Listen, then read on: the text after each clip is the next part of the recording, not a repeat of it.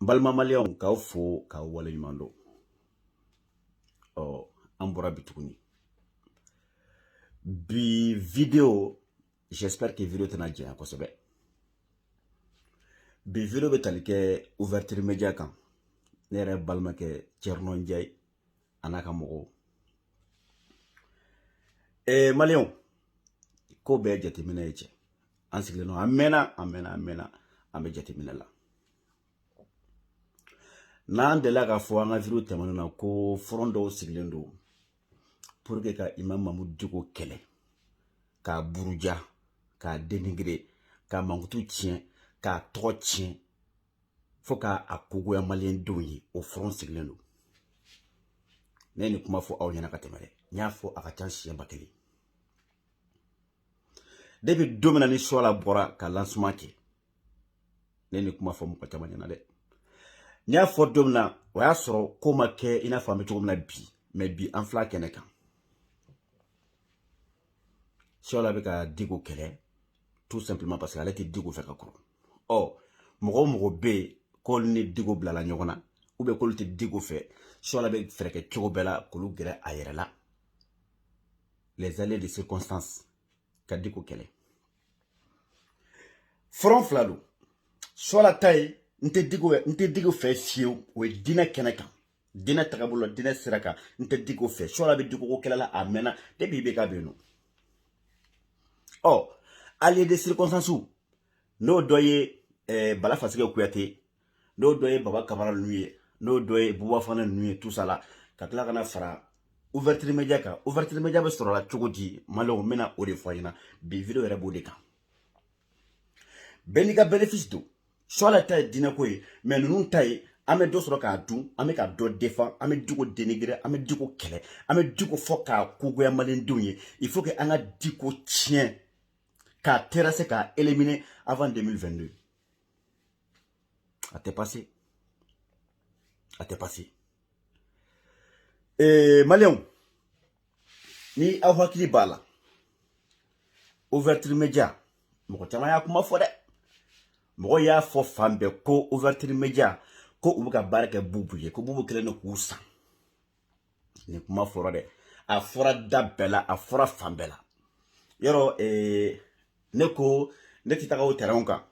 karsa yi sanwo karsa ke tanto beba don malin kono bi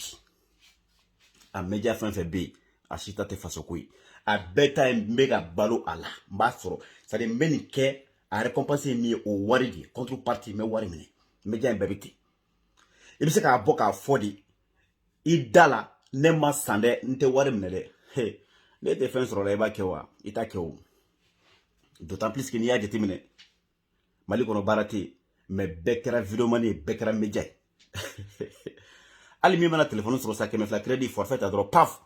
o bitaka conférence kero do la o bitaka do interviewé o be waklen doma o be wafla doma o be kemenan doma o bebe ka ballon de la mo sita ke fou o tien bubu kele premier ministre na o hagli bala bubu ye tagama doke ka boba mako ka taga kai fatima na katife a wakati ado bubu ye mogo minta bubu ka tourner la comme média au kara ouverture média di précisément Tcherno bubu ye Tcherno ta u tara katife ka taga kai kana kita ani yoro juma uye dugun tamake awakili bala sira ko wakati ado nere Tcherno félicité wasro o juwa ye Abdul Nyang mine ni Abdul Nyang bora buka fambe ke manga fa yara ka mobilita atari jo kati gitrondaula way olu flano olu media be asro bubu ni Tcherno tara kai ka bankwa nere message Tcherno ma wakati ngo Tcherno ngo ikana nu jabi wi kana tika ke nuna ngo le fait que bubu yita comme media kikaka projet kono do ikaka fait un film ko blango o dimia de benuna parce que nous il fera ka ibeka deme on est bubu nana o ibeka kelenga gouvernement na kakla ka Tcherno choisi ouverture média choisi comme média ka tuka ko ataka tourner là ngo obligé ngo rivalité bena ngo nous ça dit kleya bena quoi en un mot o kera benyana Tcherno ouverture média aw be se ka boka fo an ina ko kera fou o ma ke fou de donc ka damene o do ma fo fo ka taga se bubu ka tagalima Tierno kun ka baara kɛ bubu ye ouverture media kun ka baara kɛ bubu ye ne m'a fɔ ngo aw sana ngo aw kana ka baara kɛ dɛ ne m'a fɔ nga ka droit tɛ dɛ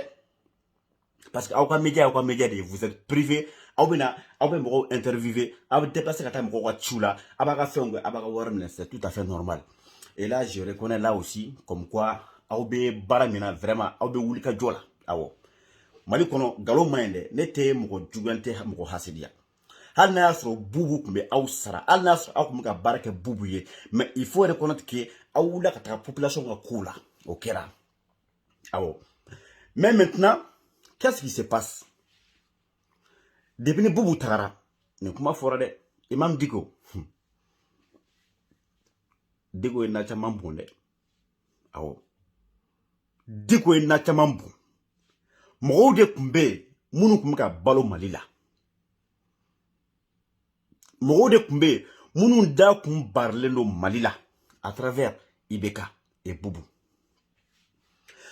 de nana kana ko bɛɛ tiɲɛ c'est vrai que IBK ka mandat kɔnɔ o de kɛra sababu ye ka virumanu ka wari ta ka di mɔgɔw ma te ka mɔgɔw dénigrer ka nafolo fula maliyɛndenw ka contribuable la an ka impôt k'u ta k'a di mɔgɔ fufalakow ma te k'u ka bɔ ka video kɛ ka dɔ la gosi ka dɔ buruja ten IBK nana o ɲɔ ɲa mais kabini Bubu nana ka kɛ premier ministre ye Bubu ye ta k'a tɔ bɛɛ la Bubu ye virumanu san Kuyateba a y'o ta k'o fara yɛrɛ kan a y'o san a kɛra tugun ouverture media a y'o fana fara yɛrɛ kan a y'o fana san ninnu mɔgɔ fila de kun ye Bubu ka media ye Bubu tagara jɔn kɛra sababu ye ka Bubu lataga Dicko maintenant o Bubu min tagara Bubu bɛ k'i labɛn hali bi ko ka 2022 préparer soit ni b'u ta la Bala Faseke n'a ka mɔgɔ b'u ta la mais min ye kamana guwan aw y'a ye hali coup d'état kɛlen kabako don dɛ coup d'état kɛlen de Bubu tagara o bɛɛ la ta o ta Tierno nana ko sigi c'est-à-dire en fait reconnaissance de quoi vraiment vous avez été fidèle à Bubu jusqu'à ala salen ko quoi ne ko salen kuma c'est-à-dire a ka fanga bannen kɔ a y'a ye Bubu tagalen Tierno nana y'i sigi don dɔ la yan nɔ a ye sumu sigi Bubu ye fula de halala fula de hɔrɔn fula de y'a kɛ tan walahi a kɛra hɔrɔn ye a ma IBK janfa a ko k'ale tɛ taa fiyewu k'ale t'a bila IBK ka fanga ba yɔrɔ min na ale yɛrɛ ta bɛ ban yen nɔ aw m'a ye IBK minɛ don ani IBK tun bɛ so kelen kɔnɔ a ma sɔn ka boli a ma sɔn ka kɛ tan Bubu ye hɔrɔn de ye Bubu ye fuladen de ye fula de halala sumu sigi c'est normal n'i ye fɛn min minɛ k'a dun i b'a janjo i b'a kɛ quoi comme mɔgɔ t'a fɔ jubatɔnanji c'est-à-dire jubatɔnanji n'i y'a min f'i ka bolomafara min di dɛ i b'a fɔ k'a jara kɔni o si tɛ baasi ye an nana mun faamuya comme Bubu bɛ ka 2022 préparer ne ye nin kuma fɔ an ɲɛna n ko campagne dɔ de bɛ yen campagne ye jumɛn il faut abattre Imam Mamud Dicko il faut terrasser Dicko ne bɛ to ka nin fɔ n ka kuma kɔnɔ n ko cɛ ti cɛ jigin ka bɔ Facebook sanfɛ mais cɛ bi cɛ tigɛ mɔgɔ la dabara de bɛ hadamaden koja mɔgɔ ye wa dabara de b'i kogoya mɔgɔ ye dabara de b'i layɛlɛ wa dabara de b'i lajigin voilà pourquoi il est temps que an ka bɔ an ka kow ɲɛ yira maliyɛndenw na an nana mun jateminɛ Bubu ka campagne préparatoire don dɛ hali sisan ouverture media ne m'a fɔ k'u tɛ ka fasoko kɛlɛ kɛ dɛ ne m'a fɔ k'u tɛ ka wuli k'ale ka fantanw sɛgɛrɛ ou bien maliyɛndenw kungo ne m'o fɔ dɛ bɛɛ ɲɛ b'o la mais ce qui est sûr u bɛ Bubu ka baara la toujours a bɛn'o dɔn cogo di cɛ dɔ bɛ yen nɔ ko Tayiruba parce que depuis ni M5 ni Semasi farala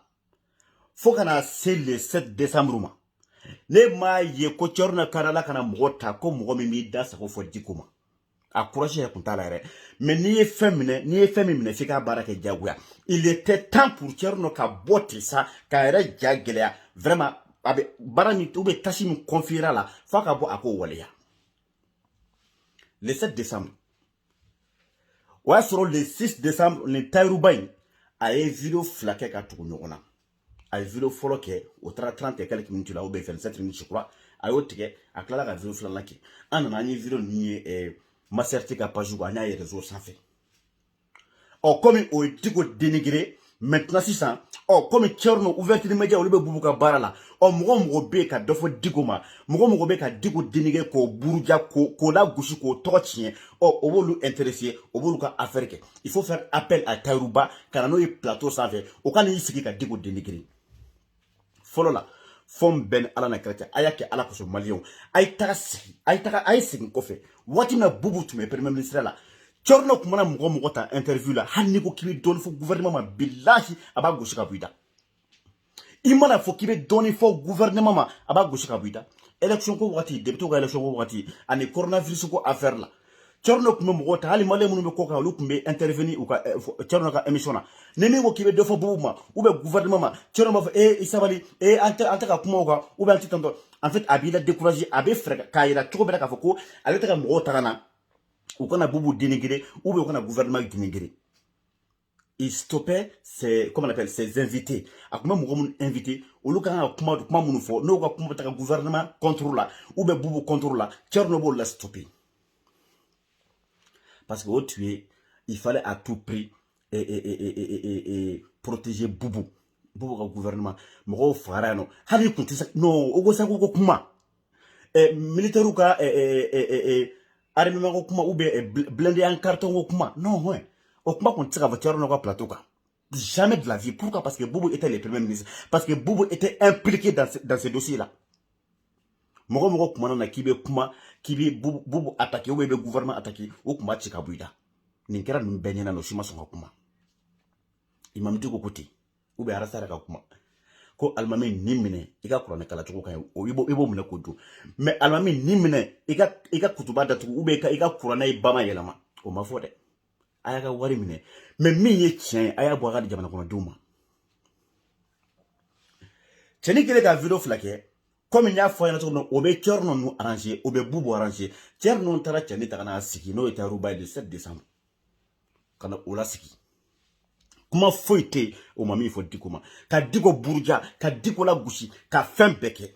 comme si cela ne suffisait pas. Le lendemain 8 décembre au trakta nere balmaken interke no OMT au trakta to fena tagana parce que mogo be do fo dikoma mogo ba fo ko diko yichu ko diko te khoro ko diko te imamie ko diko politicien de ou be diko janfake ou be diko mogo de gouvernement na diko M5 la fille mogo bo kuma fo mogo de diko ka ko ta fangene fe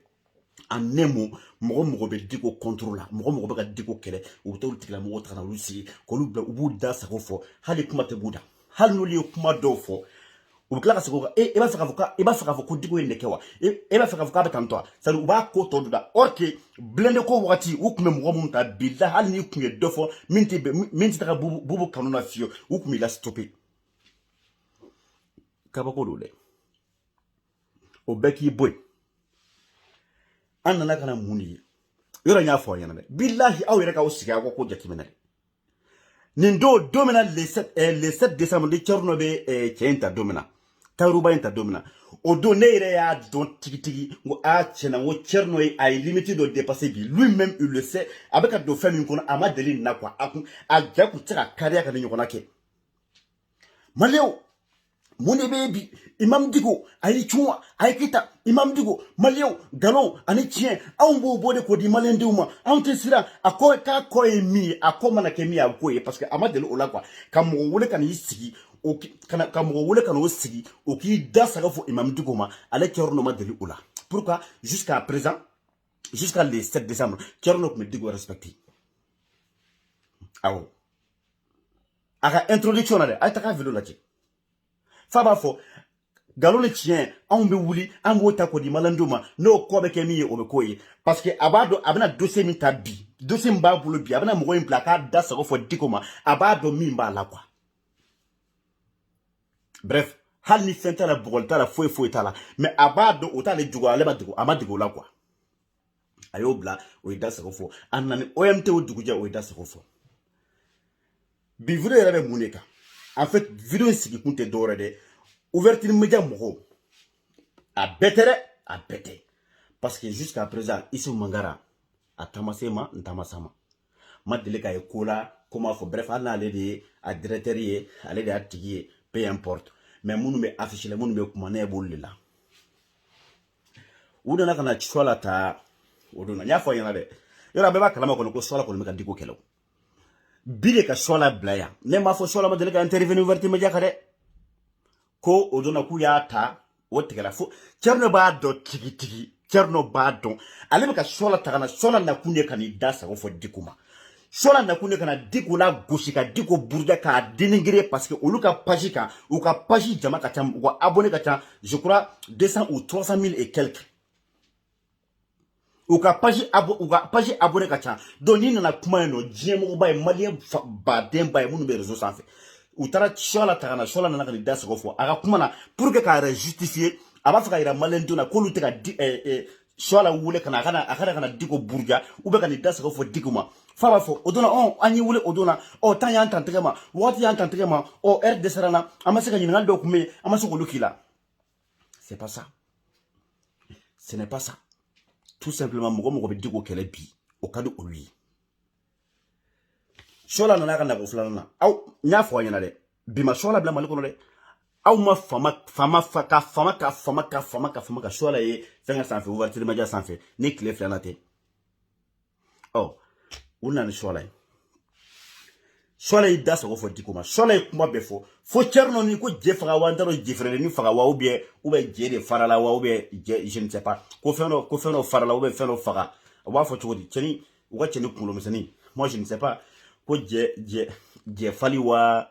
ou bien je de farala wa ou bien je frere ni wa ndaro jumere ni yere to ko jume bref wusi ou be sola yinga so be sola bla ado wallahi billahi pour ka uka famia émission télé comme ni sola ya siki kaka vidéo ka reka page ka ne ma fonga tirer mais au visibilité au te ouverture média tabo uga interview la au de la ka chorno ne ka mo menta erkele mume interview erkele mume we sola bladi sola ka dasko sans arrêt sans arrêt ayi da sogo be fo dikoma ayi kuma bala jelen fo dikoma kuma modeli be fo ira bu sigi ubiyele tout simplement parce que campagne dobe il faut que yali 2022 faut ka diko de burja faut ka diko de mangutu tien faut malien ka tege diko la faut ka diko boka bi parce que diko représente tu sais en fait diko est danger pour certains politiciens moun ba faut présenter diko représente un obstacle à certains politiciens.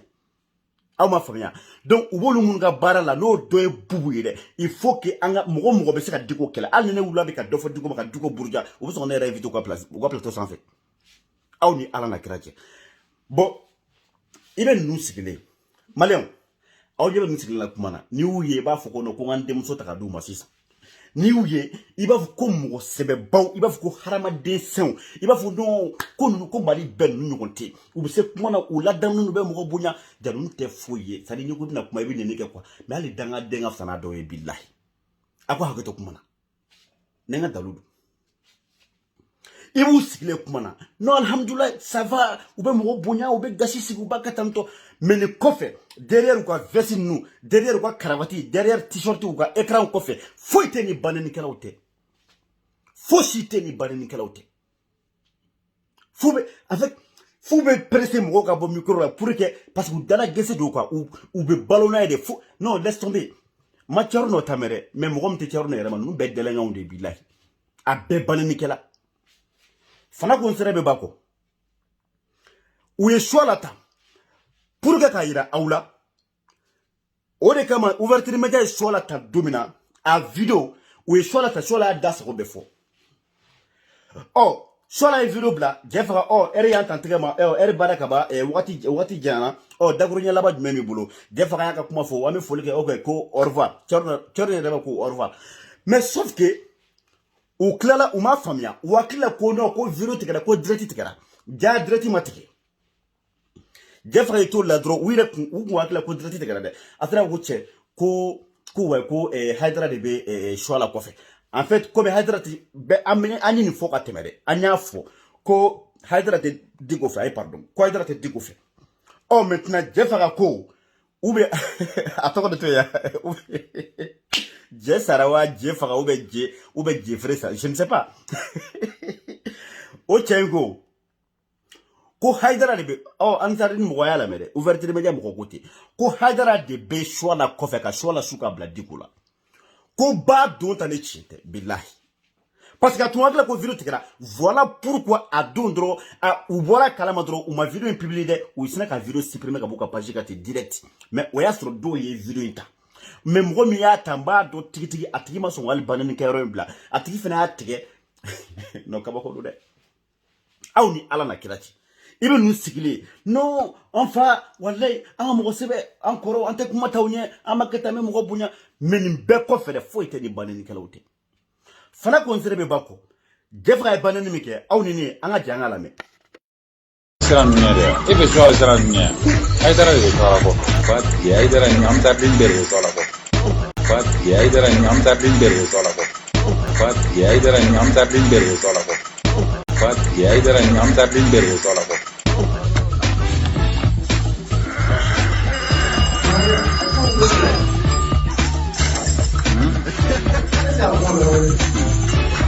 Sola bɛ sira ninnu ye dɛ e bɛ sɔrɔ bɛ sira ninnu ye Haidara de bɛ to a la kɔ Fatigi Haidara ɲamtaden bɛɛ de bɛ to a la kɔ voilà aw bɛɛ y'a mɛn dɛ bon nin bɛɛ kɔfɛ nin cɛ in bɔra ɲɛ b'a la dɔ ka vidéo la a paniquelenba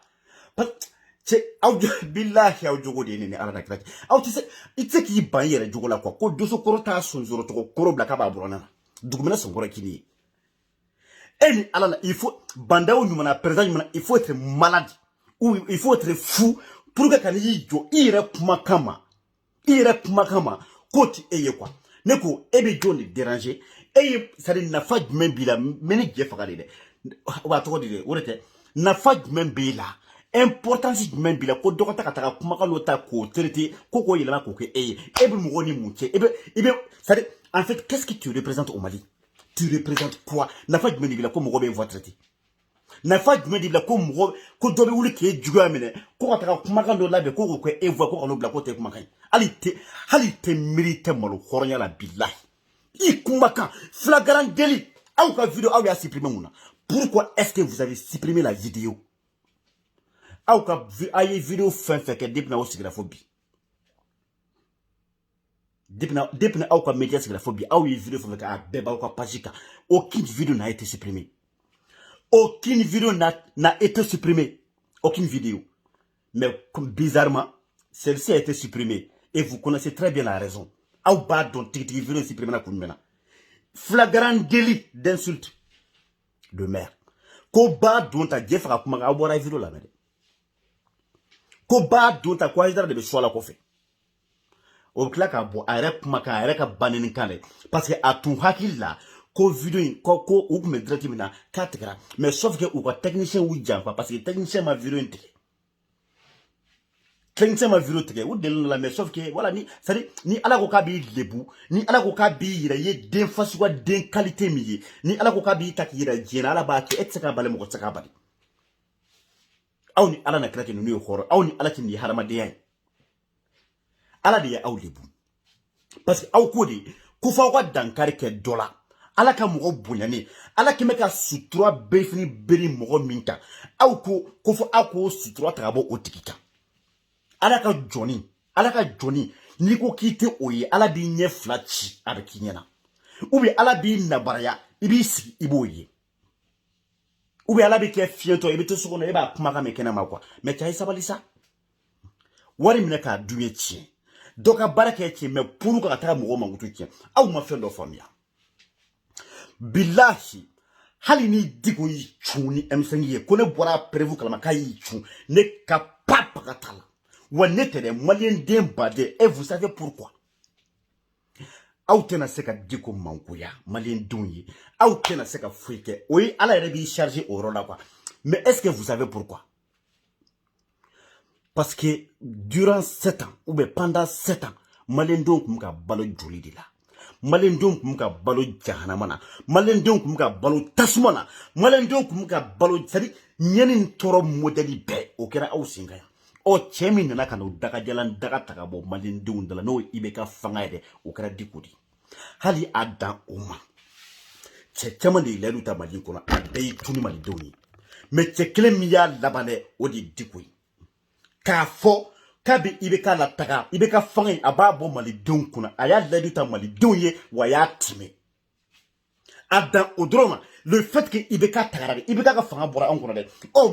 min ma n'u jani a mana kɛ cogo cogo u k'a kɛ ten sa mais min kɔni tun ye IBK o tagara Diko ye o kɛ quoi a banna hali a dan o ma anw tɛ se ka kɛ fitiriwale Diko ma aw b'aw yɛrɛ sɛgɛn aw bɛ minnu ka baara la olu b'u yɛrɛ sɛgɛn mais aw kana dabila dɛ aw y'u ka wari n'a ka dun aw jo de don a y'a dun bɛɛ n'i balo cogo aw ma moriw ye moriw ka hakɛ to a bɛɛ tɛ aw ma baarakɛlaw ye a somaw médecine na olu fana sigilen don u tɛ baara wɛrɛ la dɛ olu ka baara ye o de ye olu bɛ balo o la bɛɛ n'i ka baara de don sinon ne ka karamɔgɔ ko n bɛ se ka ko kɛ mɔgɔ ye ko n bɛ se ka ko kɛ i ka kɛ nafolotigi ou bien i mago bɛ fɛn min na i ka ko ye yanni n ka n sigi fantasoni kɔnɔ ou bien ni katikati kelen yanni n ka n sigi n t'a kɛ n yɛrɛ ye yanni k'a fɔ ko mɔgɔw kana dɛ n b'a kɛ n yɛrɛ ye n bɛ avion san n bɛ n ka so kɛ piste ye piste d'atterrissage quoi n bɛ n ka so kɛ c'est à dire pari ye a dan quoi diɲɛ arijinɛ n bɛ n ka so k'o ye n b'a kɛ n yɛrɛ ye quoi pour vous dire que a mori dɔw hali ka 200 sɔrɔ k'a dun u tɛ se u t'a dɔn u b'a kɛ cogo cogo u ka so ye bɔgɔso ye mais u bɛ mɔgɔw bɛna ka n'u ka wariw ta ka d'u ma u b'a minɛ k'a dun pourquoi parce que olu fana dahirimɛ de bɛ na or que a dɔw b'a dɔn ko tiɲɛ tɛ olu sigilen bɛ na nkalon don u b'a dɔn ko u tɛ ka foyi ɲɛ mɔgɔ ye mais il faut que u ka tɛmɛ o sira de fɛ pour que k'a balo ni aw fana de bɛ se ka tɛmɛ mɔgɔ buruja fɛ ka dɔ ka wari minɛ k'a dun k'a b'o tigi ka baara kɛ ka dɔ mankutu tiɲɛ ka dɔ la gosi a kana dabila a ye taga fɛ mais chacun rendra compte de ses actes. Je dis bien, chacun rendra compte de ses actes. Aya sigo quoi. Dieu mi bande. Moussa Traoré tagalen tenia. Aw moyi. Atete tagara. Wa ambebe tagata kelingili. Ambebe tagata. Dono beke iba fuko ibi siku ko ni ndo ni betanto. Wa soro vraiment trop tard ni ñu manke wodo ni jugu manke re ni ku. Mais aw ka fomya. Aw wo bala fasigi wo abaw bere segeni. Ala yi min ko wo sake quoi. Ala yi min ka o wasake aw ka baara tɛ foyi ye ka taga mɔgɔw ta kana bila Diko la ka Diko buruja aw yɛrɛ tɛ foyi ye bananikɛlaw ko aw tɛ foyi ye bananikɛlaw ko a tɛ jefa e ni Ala na kɛra cɛ e ka ka bɔ nin kɔfɛ k'e bɛ n'i sigi je ne sais pas bon comme an bɛ don min na ko bi ko le ridicule ne tue plus malien bilahi malo tɛ hɔrɔn faga bi malo tɛ malien faga malo ni lebu qui mine flagrant délit kojugu kɛla c'est à dire hɔrɔn kolonya la o tɛ malien faga bi au contraire malien bi yɛrɛ sewano de o y'a ka fierté de aw y'a ka vidéo supprimer pourquoi ni de do aw ka vidéo supprimer de kama parce que cɛnin ka banni kun b'a la n'a kun bila la donc ni aw kun y'a publier ni mɔgɔ kun mana vidéo lamɛn kana bila fa laban na o tigi kun b'a banni kan mais a ye vidéo supprimer parce que Dieu frère banni kɛ e bɛ tila ka bɔ hɔrɔn na k'e bɛ n'i sigi k'e b'i dalacɛ ko tɛ e ye ko c'est à dire ko mɔgɔ mana min kɛ ko olu k'o kɛ e mago t'o la e tɛ mɔgɔ jaabi e ka foyi t'o la min mana min kɛ o y'o kungo de ni jɔnma ko nin ye kumakan ye a ye taga lajɛ ko ka taga filɛ ça va pas non aw yɛrɛ bɔra a bɛɛ bɔra sa a ye vidéo lamɛn dɛ aw bɔra a ye vidéo lamɛn n'a y'a sɔrɔ jɛ faga ni jɛ faga tɛ aw yɛrɛ b'o juger si c'est lui ou pas aw b'a juger maliyɛnw ni ne tun bɛ n bolo k'a fɔ bɛɛ lajɛlen ɲɛna en tout cas Diko ko in Ala de Diko ta ka ye dɛ ko ka Diko de abattu ka Diko de fɔ k'a buruja k'a mankutu tiɲɛ k'a kogoya maliɲɛndenw ye nin 2022 kɛ pourquoi parce que 2022 soit mɔgɔ ka Diko kɛ candidat mɔgɔ k'a fɔ ko Diko a ka kɛ candidat ye ou bien Diko ka mɔgɔ dɔ choisi en tout cas mɔgɔ ni Diko mana kan fɔ mɔgɔ ni Diko mana bɛn k'o tigi ye candidat ye o tigi chance b'o la ka passer bɛɛ dun b'a dɔn Diko jɔn gɛn ka bɔ fanga na bi Diko jɔn gɛn Bubu tɛ aw bɛ Bubu de ka baara la parce que Bubu b'a dɔn tant que Diko bɛ yen ale natɔla tɛ wa aw tɛ koyi a y'a minɛ bila Bubu ta aw tɛ Bubu de don a y'a minɛ ka dun aw kana dabila dɛ a y'a minɛ ka dun wa a bɛ balo la o y'a ka droit de fɛnɛ je ne sais pas a y'a minɛ ka dun mais aw tɛ dɛ fo maliyɛndenw minnu bɛna ka k'u b'u sigi k'u bɛ voter Bubu ye dɛ Bubu ye fɛn min kɛ i bɛ k'a ka mandat kɔnɔna na Bubu ye tiɲɛni min kɛ Bubu c'est à dire nafolo min tunna Bubu tile la Bubu ye jahaden min ta k'a sigi maliyɛndenw kunna mɔgɔw fagara Bubu tile la c'est à dire tiɲɛni modèle bɛɛ o bɛɛ kɔfɛ ni o bubu kelen comme hɔrɔn tɛ mɔgɔ a hɔrɔn tɛ maliyɛn faga bilen n'o bubu kelen min tila k'a bɔ k'a bɛna i présenter comme quoi k'ale ye candidat ye k'a bɛ kɛ président ye bubu tɛ dɛ maliyɛn minnu bɛ taga voter bubu ye dɛ bilahi olu de don ne ni ala cɛ kabako don dɛ maliyɛnw n b'aw bila yan diko ko in tɛ